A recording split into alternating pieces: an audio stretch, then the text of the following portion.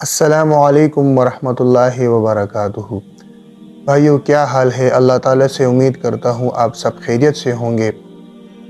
آج ہم حضرت بلال رضی اللہ عنہ کا واقعہ پڑھیں گے، جس میں ہمارے لیے بہت ہی سارے اسباق ہے، سبق ہے، سیکھنے کے لیے باتیں ہیں کہ کس طرح انہوں نے دین کی خاطر سختیوں کو جھیلا اور مشقتیں برداشت کی، لیکن اپنی دین سے نہیں ہٹے اور دین پر قائم رہے۔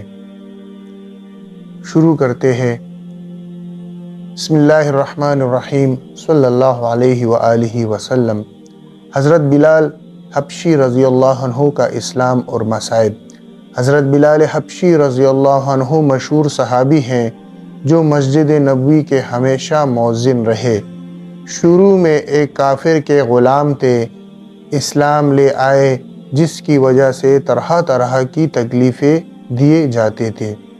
امیہ بن خلف جو مسلمانوں کا سخت دشمن تھا، ان کو سخت گرمی میں دوپہر کے وقت تپتی ہوئی ریت پر سیدھا لیٹا کر ان کے سینے پر پتھر کی بڑی چٹان رکھ دیتا تھا تاکہ وہ حرکت نہ کر سکے، اور کہتا تھا کہ یا اس حال میں مر جائیں اور زندگی چاہیے تو اسلام سے ہٹ جائیں، مگر وہ اس حالت میں بھی احد احد کہتے تھے، یعنی معبود ایک ہی ہے۔ رات کو زنجیروں میں باندھ کر کوڑے لگائے جاتے اور اگلے دن ان زخموں کو گرم زمین پر ڈال کر اور زیادہ زخمی کیا جاتا تھا تاکہ بے قرار ہو کر اسلام سے پھر جاوے یا تڑپ تڑپ کر مر جائے۔ عذاب دینے والے اکتا جاتے، کبھی ابو جہل کا نمبر آتا، کبھی امیہ بن خلف کا، کبھی اوروں کا، اور ہر شخص اس کی کوشش کرتا کہ تکلیف دینے میں زور ختم کر دے۔ حضرت ابو بکر صدیق رضی اللہ عنہ نے اس حالت میں دیکھا تو ان کو خرید کر آزاد فرمایا۔ میرے بھائیو، چونکہ عرب کے بت پرست اپنے بتوں کو بھی معبود کہتے تھے، اس لیے ان کے مقابلے میں اسلام کی تعلیم توحید کی تھی، جس کی وجہ سے حضرت بلال رضی اللہ عنہ کی زبان پر ایک کا ورد تھا۔ یہ تعلق اور عشق کی بات ہے۔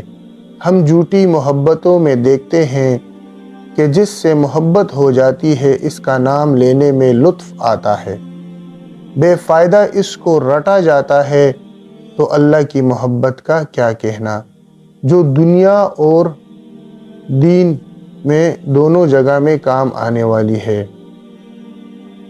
یہی وجہ ہے کہ حضرت بلال رضی اللہ عنہ کو ہر طرح سے ستایا جاتا تھا، سخت سے سخت تکلیفیں پہنچائی جاتی تھی، مکہ کے لڑکوں کے حوالے کر دیا جاتا تھا کہ وہ ان کو گلی کوچوں میں چکر دیتے پھرے، اور یہ تھے کہ ایک ہی ایک ہے کی رٹ لگاتے تھے۔ اسی کا یہ صلہ ملا کہ پھر حضور صلی اللہ علیہ وسلم کے دربار میں مؤذن بنے، اور سفر حضر میں ہمیشہ اذان کی خدمت ان کے سپرد ہوئی۔ حضور صلی اللہ علیہ وسلم کے وصال کے بعد مدینہ طیبہ میں رہنا اور حضور صلی اللہ علیہ وسلم کی جگہ کو خالی دیکھنا مشکل ہو گیا، اس لیے ارادہ کیا کہ اپنی زندگی کے جو دن ہیں جہاد میں گزار دوں، اس لیے جہاد میں شرکت کی نیت سے چل دیے۔ ایک عرصہ تک مدینہ منورہ لوٹ کر نہیں آئے۔ ایک مرتبہ حضور صلی اللہ علیہ وسلم کی خواب میں زیارت کی۔ حضور صلی اللہ علیہ وسلم نے فرمایا، بلال رضی اللہ عنہ، یہ کیا ظلم ہے، ہمارے پاس کبھی نہیں آتے، تو آنکھ کھلنے پر مدینہ طیبہ حاضر ہوئے۔ حضرت حسن رضی اللہ عنہ، حضرت حسین رضی اللہ عنہ نے اذان کی فرمائش کی۔ لاڈلوں کی فرمائش ایسی نہیں تھی کہ انکار کی گنجائش ہو۔ اذان کہنا شروع کی، اور مدینے میں حضور صلی اللہ علیہ وسلم کے زمانے کی اذان کانوں میں پڑھ کر کوہرام مچ گیا۔ عورتیں تک روتی ہوئی گھروں سے نکل پڑی۔ چند روز قیام کے بعد واپس ہوئے اور سن 20 ہجری کے قریب دمشق میں وصال ہوا۔ میرے بھائیو، اللہ تعالی ہمیں بھی اصحاب کرام رضوان اللہ علیہم اجمعین کی اتباع نصیب فرمائے۔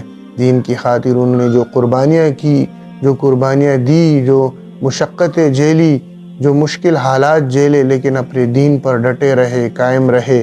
اللہ تعالی ہمارے اندر بھی ایسی محبت پیدا کرے کہ ہم جیسے بھی حالات ہو، مشکل ہو، اچھے ہو، خوشی ہو، غمی ہو، اپنے دین پر قائم رہے اور پورا کا پورا دین ہماری زندگیوں میں رہے، کیونکہ اللہ تعالیٰ نے پورے کے پورے دین میں ہی کامیابی کے وعدے رکھے ہیں۔